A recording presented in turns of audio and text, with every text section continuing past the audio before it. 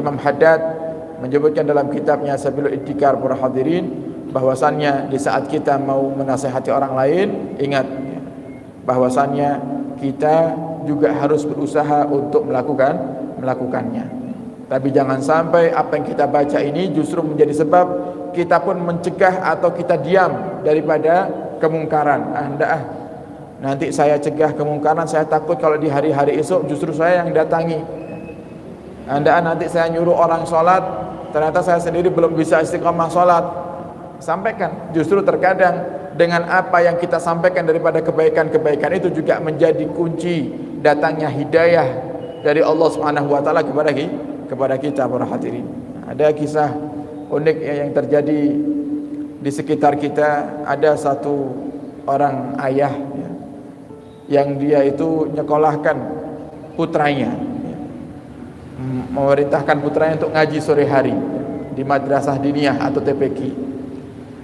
Ternyata sama ustadz di TPQ tersebut, si anak ini tidak hanya diajarkan Al-Quran, tapi diajarkan sholat, sehingga anak ini bisa sholat 5 waktu.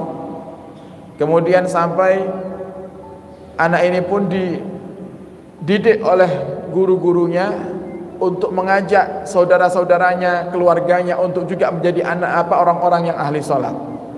Masih kecil, sehingga dia lihat bapaknya kok tidak sholat bapak ini, tapi anaknya karena sudah diajarkan sama gurunya, dididik dan diajarkan bagaimana hukuman bagi orang-orang yang meninggalkan sholat, dia sholat. Terkadang anak kecil itu hatinya karena masih bersih, sehingga kalau dimasuki nasihat itu masuk. Di saat diceritakan, orang yang tidak sholat, Allah akan siksa mereka sebagaimana yang dikatakan oleh Nabi Muhammad, atau yang diceritakan dalam kisah Isra Mi'rajnya Nabi kita Muhammad SAW. Ada Nabi ketika perjalanan bertemu dengan sekelompok kaum yang malaikat itu menghancurkan kepala orang-orang tersebut. Jadi dipecah kepalanya sampai terbelah kepala itu. Terbelah kemudian kembali lagi seperti semula. Dipecah lagi seperti orang mecah kelapa nih, terbelah jadi 2 pecah, kemudian dikembalikan lagi sama Allah seperti semula. Dipecah lagi, dikembalikan lagi, dipecah lagi, kembalikan lagi, sampai Nabi tanya, "Ya Jibril, siapa mereka?" Kemudian malaikat Jibril mengatakan, "Mereka adalah orang-orang, ya Rasulullah, yang ketika hidupnya berat untuk melakukan sholat 5 waktu.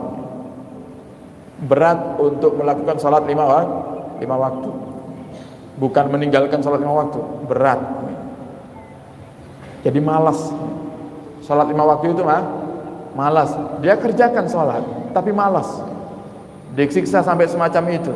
Nah, ini kalau diceritakan kepada anak kecil, karena hati mereka masih bersih, dia takut untuk disiksa oleh Allah Subhanahu wa taala, sehingga dia lakukan dengan sungguh-sungguh. Ketika di rumah dia lihat orang tuanya tidak sholat, dia ajak. Hari ini dia ajak, "Pak, ayo sholat." "Oh iya, nanti nak ya, nanti bapak masih sibuk." Terus seperti itu bapaknya jawab.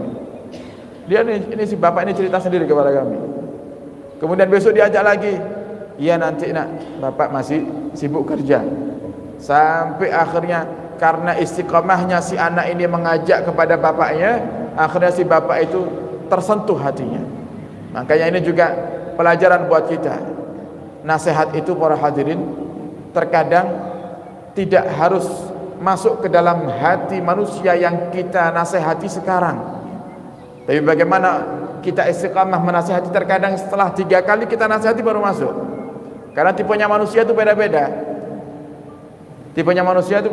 Beda-beda. Ada yang zalimun li nafsih, ada yang muktasidun, ada yang sabiqun bil khairat. Kalau zalim li nafsih itu kadang dinasihati tidak mempan sama sekali. Sudah mental, hatinya itu benar-benar mati. Nah, orang yang hatinya mati itu sulit para hadirin. Dicarikan dai yang paling pinter berceramah, kalau orang yang menerima nasihat daripada dai-dai tersebut hatinya mati, percuma. Makanya dikatakan oleh Syekhana Hasyim Asy'ari itu, kita kalau mau belajar ilmu itu wadahnya itu harus diperbaiki dulu.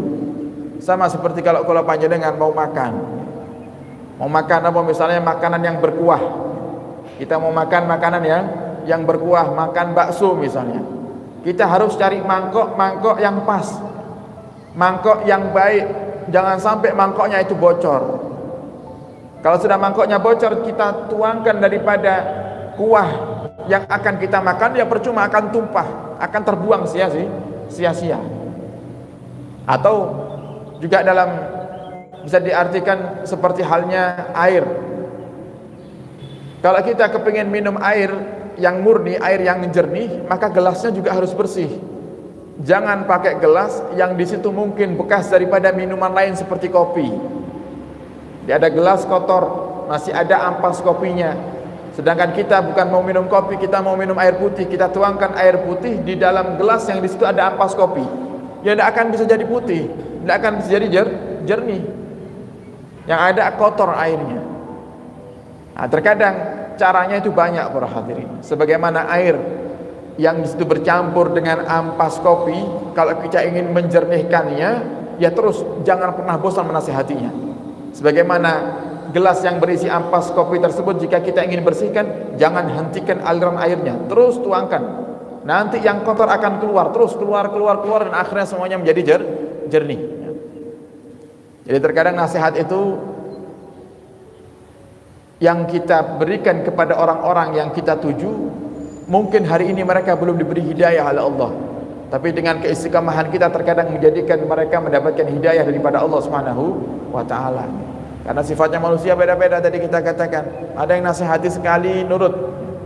Ya contohnya anak-anak kecil itu kalau diperdengarkan tentang ayo jangan tinggalkan sholat nanti Allah marah, itu mereka kadang takut. Kenapa? Hatinya masih bersih, belum ada penyakit dengki, belum ada penyakit ria, tidak ada niat mereka pamer, atau mungkin niat mereka sombong dan lain-lainnya dalam melakukan sebuah ibadah, karena masih murni.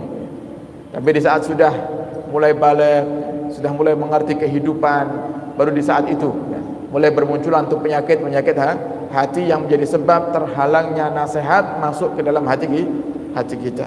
Al ilmu nurun wa nurullah la yuhda li asi. Ilmu itu adalah cahaya, dan cahaya Allah tidak akan Allah berikan kepada orang-orang yang bermaksiat. Maka hati adalah wadah yang paling menentukan bagaimana kita bisa mendapatkan ilmu yang manfaat atau tidak. Maka para hadirin, jangan sampai kita tidak berupaya atau tidak berusaha untuk melakukan apa yang kita perintahkan. Usaha sambil menasihati. Jadi nasihati kita sambil usaha untuk memperbaiki diri, sambil minta kepada Allah agar Allah berikan kemudahan untuk kita mengamalkan apa yang telah kita nasihatkan, ya.